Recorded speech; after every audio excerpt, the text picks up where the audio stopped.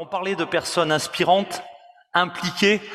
La personne que je vais accueillir, beaucoup d'entre vous la connaissent, et elle est souvent, elle est souvent devant. Vous savez, il y a des gens qui poussent, il y a des gens qui font avancer le schmilblick. Certains disent qu'il est iconoclaste, d'autres disent qu'il est, allez, moi je le pense en tout cas, visionnaire. Mesdames et messieurs, vous le connaissez. Moi j'ai toujours un énorme plaisir à l'accueillir.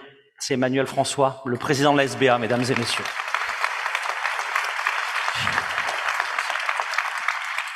Bonjour à toutes et à tous.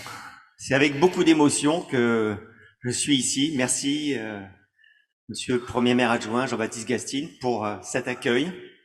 Grâce à vous, grâce à votre support, grâce au support de Monsieur le maire Édouard Philippe, nous sommes ici pour cette première édition de ce SBT Summit. Et je remercie Bénédicte Robin qui est dans la salle. Je crois qu'on peut vraiment l'applaudir. Ceux qui la connaissent, elle a fait un travail de dingue avec son équipe, avec toute la technique. C'est un vrai bulldozer. Et qui m'a fait confiance il y a 2 mois, jour pour jour, quand je lui ai dit « Emmanuel Macron, donne le go, il y a une fenêtre de tir, on y va. » Et maintenant, on a 2 mois pour bâtir un événement de toutes pièces. Parce qu'il le faut. Parce qu'en fait, les échéances sont là. On n'a pas le choix, il faut avancer, il faut qu'on se retrouve, il faut qu'on échange, il faut qu'on réfléchisse. Et donc c'est cette première édition de 3 jours où on va échanger sur les problématiques, les thématiques du bâtiment de la ville intelligente et également tout ce qui est problématique de gouvernance autour de la donnée et de la société. Jean-Baptiste, si je peux vous appeler par votre prénom, eh bien, on ne s'est pas parlé sur cette histoire d'écrit. Mais mon discours démarre par ça. Il y a 3 ans, je rencontrais un historien, Jacques Bouineau, qui est le fondateur de l'association Antiquité Avenir, un réseau de 10 000 historiens. Et je lui dis, Jacques, quelle est l'origine de la ville? Et il me répond, tac au tac, c'est consécutif à l'écrit.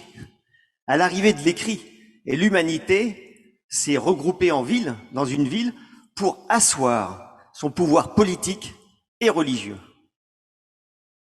Or, comme vous l'avez dit, Jean-Baptiste, nous vivons une vraie révolution, que j'appelle une mutation civilisationnelle, et que je décris par cette fin du côté dogmatique de l'écrit.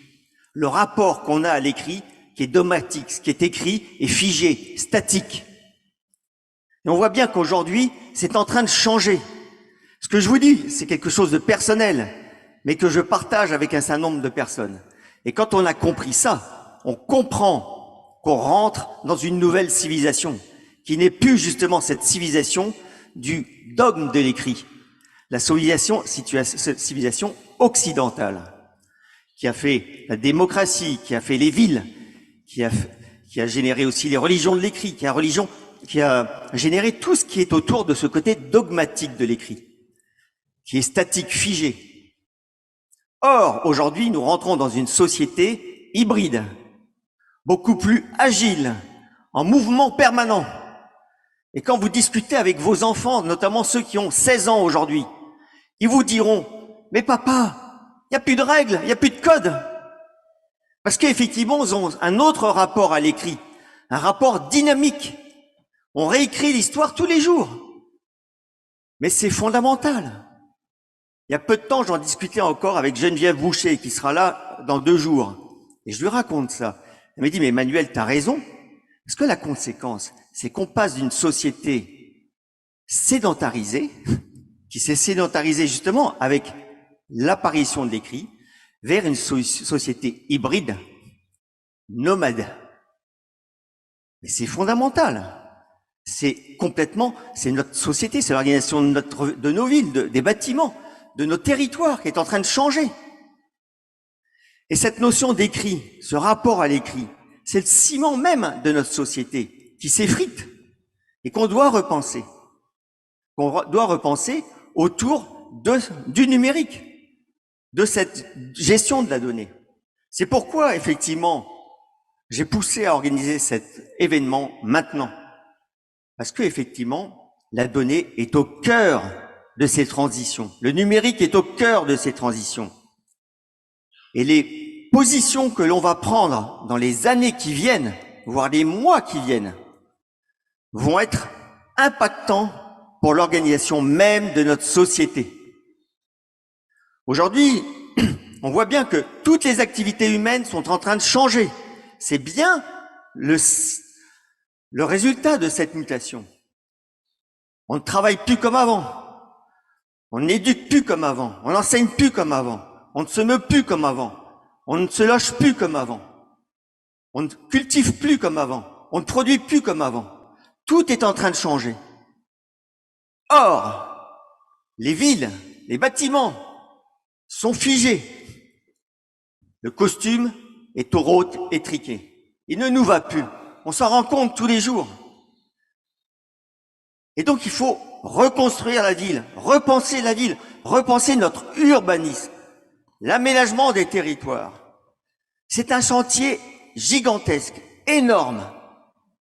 Et c'est pour ça que je me permets de parler de troisième révolution urbaine. C'est pas moi qui ai inventé ce mot. Je crois que c'est M. Stigler, qui est architecte et qui malheureusement est décédé il y a 1 an, je crois.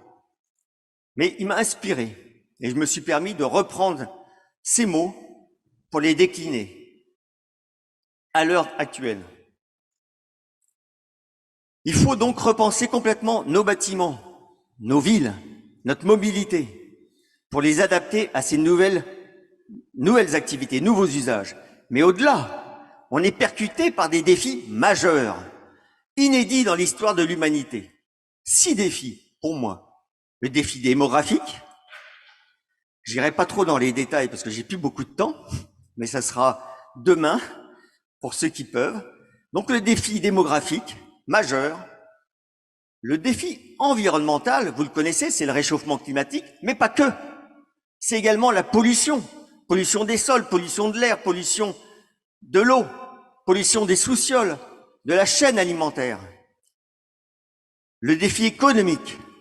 On n'a jamais eu autant d'inégalités dans le monde, de l'histoire de l'humanité. Également le défi sanitaire. C'est pas que ce qu'on vit aujourd'hui, c'est tout beaucoup plus que ce défi-là. Et on voit bien que ce défi nous a marqués. Enfin, consécutif justement à cette réforme de l'écrit, ou c'est le défi identitaire. Il est majeur aussi, cette crise d'identité que notre société vit aujourd'hui. Et pour finir, et c'est pour ça qu'on est là aujourd'hui, le défi éthique. C'est nos libertés individuelles qui sont en jeu. Et nous tous, on a un devoir, c'est d'orienter le débat, d'orienter la voie vers un autre schéma qui serait une gestion très jacobine, très pyramidale, très directive des données, qui nous priverait de notre liberté individuelle. J'espère qu'il n'y a pas d'oreille ici, mais quand vous voyez que la Chine est en train de reprendre le contrôle de toutes ces BATX du numérique, c'est pas pour rien. Et donc, effectivement, je parle de troisième révolution urbaine, car il faut repenser complètement nos bâtiments, nos territoires autour de ça.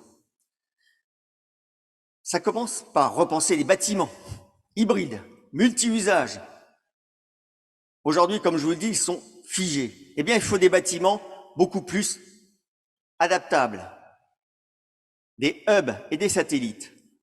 C'est fini ces gros bâtiments dédiés à une activité où ça sera exceptionnel.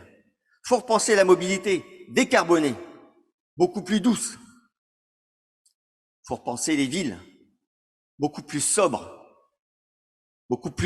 avec plus de mixité, plus de proximité, pour un citoyen responsable, impliqué. Il faut repenser également notre relation à la propriété. J'en parlais il y a quelques années, je crois que c'était à Bruxelles, les 3 mots de la Révolution française. Au lieu de fraternité, il y avait propriété. Et dans les droits de l'homme aujourd'hui, il y a propriété. Eh bien, à l'heure du numérique, il faut penser avant tout usage. Il y a 10 milliards d'habitants, on ne peut plus être uniquement dans la propriété. Il faut également qu'on soit dans l'usage, dans le partage. Ça ne me marche pas. Un exemple. Aujourd'hui, les bâtiments sont occupés à 33% du temps. Et du coup, on étend les villes, on étend les bâtiments. Ça ne peut plus être d'actualité. Pareil pour la mobilité qui est utilisée à 5%. Il faut donc qu'on aille dans l'usage. Et dans une économie de l'usage, en complément d'une économie de la propriété. L'économie de la propriété, je dirais que c'est la finance, que François Hollande dénonçait il y a quelque temps. Eh bien moi, je la dénonce pas. Par contre, je dis qu'aujourd'hui, il faut une économie alternative, basée sur l'usage, qui s'appuie sur le numérique. On en parlera justement dans 2 jours. J'ai invité des économistes pour repenser cette économie de l'usage, en s'appuyant sur la blockchain, sur les tokens.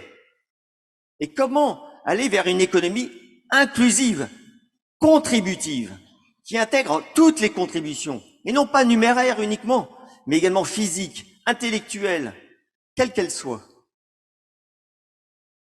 Et aller vers une monnaie d'échange éventuellement, qui ne soit pas forcément réversible en numéraire. C'est des choses qu'il faut être discutées.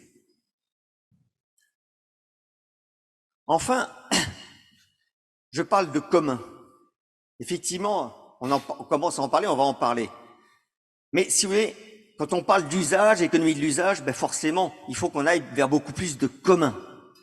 Alors ça commence par exemple par un rez-de-chaussée qu'on va mettre à disposition des voisins pour du télétravail, pour les poussettes ou pour des fêtes, la chambre en plus. Mais il faut aller beaucoup plus loin.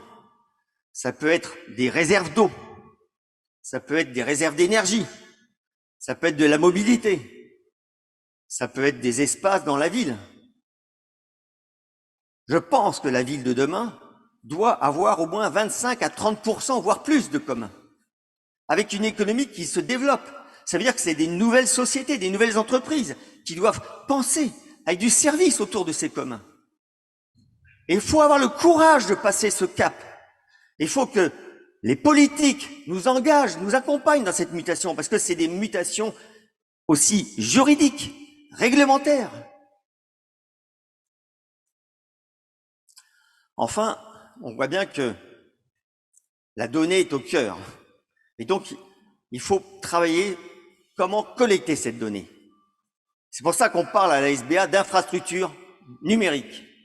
Eh bien, ce que je dis aujourd'hui, c'est que le premier commun, c'est cette fameuse infrastructure numérique des bâtiments, des villes. Et là, qu'on ne se trompe pas, il ne s'agit pas uniquement du réseau fibré ou de la 5G. C'est tout ce qui va autour. C'est comment je collecte ces données, comment elles sont gérées, stockées. C'est pour ça que je vous ai passé ce film de micro-data center.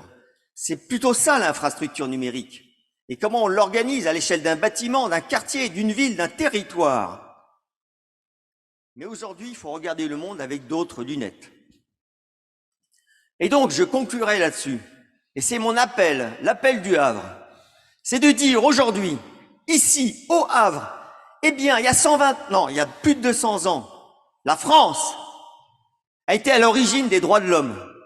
Et ça a marqué les années qui ont suivi. Jusqu'à aujourd'hui, on en parle encore. Eh bien, quand vous regarderez les droits de l'homme, vous verrez qu'ils sont d'actualité, mais il faut les aménager.